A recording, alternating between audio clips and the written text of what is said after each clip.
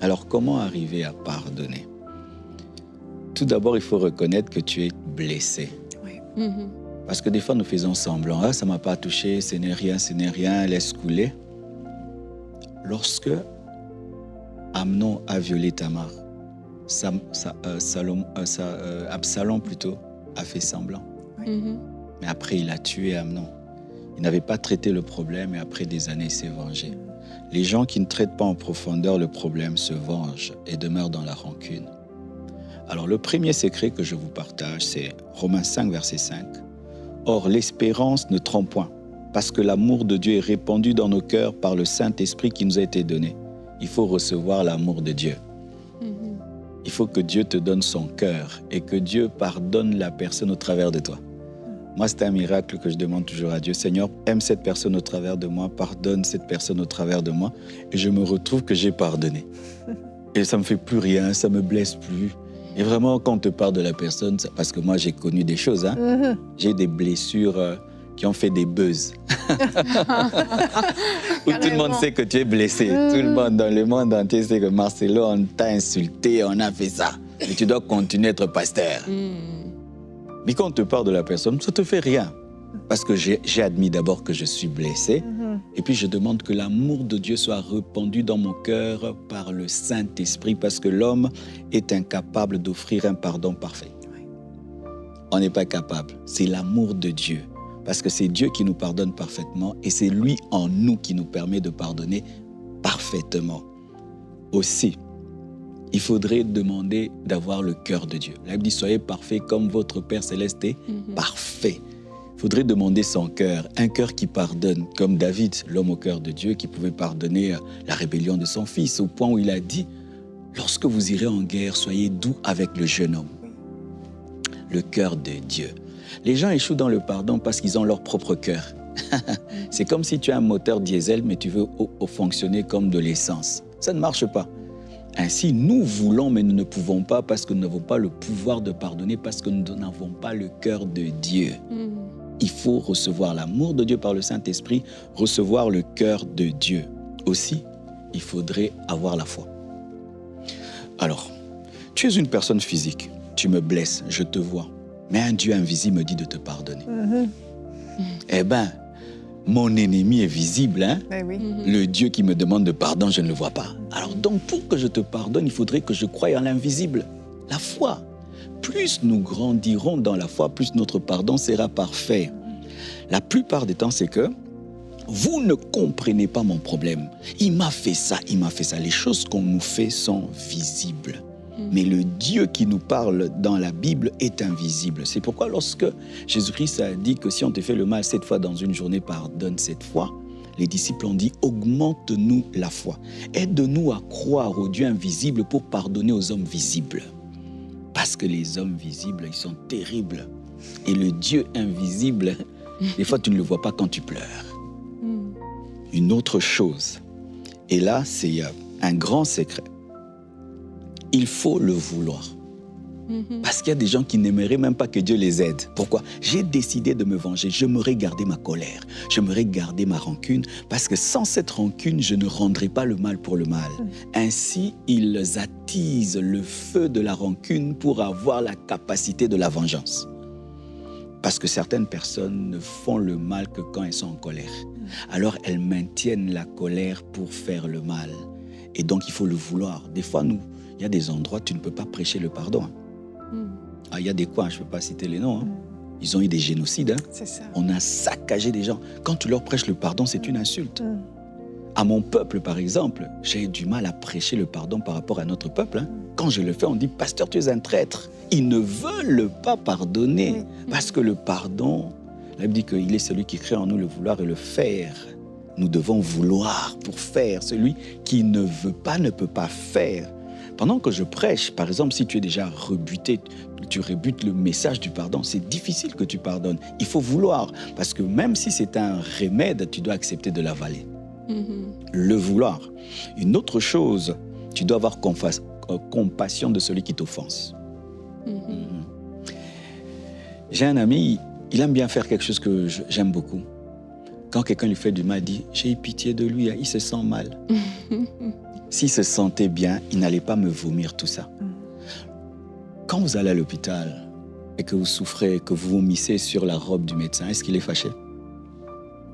Si le même malade se sent bien, il rencontre le médecin dans le supermarché, il vomit sur lui. Il va comprendre? Non. Pourquoi le médecin te comprend? C'est parce qu'il dit que tu es malade. C'est pourquoi Jésus a dit, Père, pardonne-leur car ils ne savent pas ce qu'ils font. Il faut avoir compassion de celui qui te fait mal parce que s'il était normal, il n'allait pas te le faire.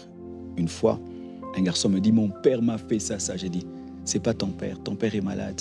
Un père qui, normal, ne fait pas ça. Prie pour lui. Le jour qu'il changera, il te demandera pardon. Nous devons avoir compassion des faibles. Un faible, les gens qui blessent les autres sont des faibles. Alors il faut dire, ah non, c'est parce que sa vie ne va pas bien qu'il est jaloux. C'est parce qu'il n'est pas heureux dans sa vie qu'il est jaloux. Alors tu pries pour lui, tu deviens l'intercesseur de ceux qui t'offensent. Une autre chose, il faut avoir une bonne lecture de la vie. Je te blesse au Canada, tu t'enfuis au Canada, tu vas aux États-Unis, tu deviens Joyce Meyer. Je t'ai fait du bien. La perspective. Ah ouais, là, c'est toute une perspective quand même. C'est ce que Joseph a fait. Il a dit à ses frères, ce n'est pas vous qui m'avez fait ça, mais c'est Dieu qui a permis pour que je vous précède et que je prenne soin de vous. Une bonne lecture de la vie te permet de bénir Dieu même pour ce qui te fait le mal, parce que des fois, nous n'apprenons pas toujours au travers des personnes qui nous aiment, mais souvent au travers des personnes qui nous font souffrir. Jésus-Christ a appris l'obéissance par les choses qu'il a souffertes. Des fois, tu peux avoir un père très, très dur et tu penses que c'est une malédiction, alors qu'il fait de toi l'homme que tu es. Donc, il faut bénir Dieu pour les bonnes et mauvaises choses et faire une bonne lecture. Parce que ce qui est important pour Dieu, c'est ce que nous devenons. Si les Romains n'avaient pas crucifié Jésus-Christ, ils ne seront pas sauvés. Donc, la croix est une bonne chose. Si on n'avait pas vendu Joseph, il ne serait pas devenu ministre. Donc, c'était une bonne chose. La bonne lecture de la vie nous permet de voir Dieu derrière l'offense. Parce que rien ne peut se faire sans que Dieu ne le permette. Ainsi donc, lorsque on insultait David et que son armée voulait le venger, il a dit quoi? Laissez-le, c'est Dieu qui lui permet de m'insulter. Pour me briser. Ainsi, tu bénis Dieu même pour tes douleurs. Tu rends grâce à Dieu même pour ce qui te fait mal, parce qu'au travers de cela, tu deviens le gérant de l'Égypte. Une autre chose, ne te concentre jamais sur celui qui te fait le mal, vois le diable derrière lui et dis arrière de moi Satan, mais garde la personne. Jésus n'a pas chassé Pierre dans les lieux arides, mais il a chassé Satan. Si Evelyne, tout d'un coup là, tu me parles mal, je vais dire non, c'est pas Evelyne, c'est le diable. Alors je vais haïr Satan qui est derrière, mais toi je vais t'aimer. C'est ce qu'on dit, il ne faut pas jeter le bébé et l'eau sale. Jette l'eau sale, Satan, garde le bébé. Chassons le diable, haïssons le diable, mais aimons l'homme. Faisons toujours la part des choses entre l'homme et le mal qu'il fait. C'est pourquoi Jésus pouvait dire, Père, pardonne-leur car ils ne savent pas. Il a accordé aux hommes une qualité qu'ils n'avaient pas. Parce que s'il devait traiter les hommes tels qu'ils étaient, il allait les brûler. Si je me dis que vraiment ce que tu as fait, tu as voulu le faire, alors je serai dur avec toi. Mais si je dis que en soi tu es ignorant, peut-être que, le fait d'avoir compassion de toi m'amène à te pardonner. Et pour terminer, il faut regarder à tes imperfections. Oh, tu as menti contre moi. Tu n'as jamais menti sur quelqu'un. Oh, tu as parlé du mal de moi derrière mon dos. Tu n'as jamais parlé du mal de quelqu'un. Pourquoi il m'a fait ça? Des fois, il y a des voleurs qui pleurent alors qu'on les a volés. C'est vrai. N'est-ce pas? Chaque fois que tu es dur envers l'autre, pose-toi la même question. Est-ce que j'ai jamais fait ça à quelqu'un? Et si je ne l'ai jamais fait à quelqu'un et à Dieu? Alors tu te dis, mais là je suis hypocrite. Je demande à l'autre de devenir de changer alors que j'ai la même tare, mais ma tare n'est pas connue. C'est pourquoi lorsque ces hommes ont jugé la femme qui est tombée dans l'adultère, Jésus a dit, celui qui n'a jamais péché, qui lance la première pierre. Lorsqu'ils étaient face à leur imperfection, ils étaient incapables de condamner. Chaque fois que tu veux faire le mal, dis-toi, mais est-ce que je ne l'ai jamais fait? Je l'ai déjà fait un jour. Dieu ne m'a pas tué. Dieu m'a pardonné. D'ailleurs, quelqu'un m'a vraiment pardonné. La connaissance de ses imperfections permet de pardonner. Aussi, il faut refuser de devenir une prison. Comme vous l'avez dit, nous sommes le temple du Saint-Esprit et Dieu bénit la maison de prière. Quand un temple devient un lieu où on prend une brebis du Seigneur, je la garde dans mon cœur, ce n'est plus un temple, ça devient une prison. Si je prends une chèvre, je la garde dans votre chambre pendant une semaine. Quelle odeur il y aura? Il y aura le bruit. Oh. Et nous avons l'odeur des brebis du Seigneur en nous, le bruit dans nos cœurs. Il me mais. Et quand un temple devient une prison, Dieu cesse de bénir le temple.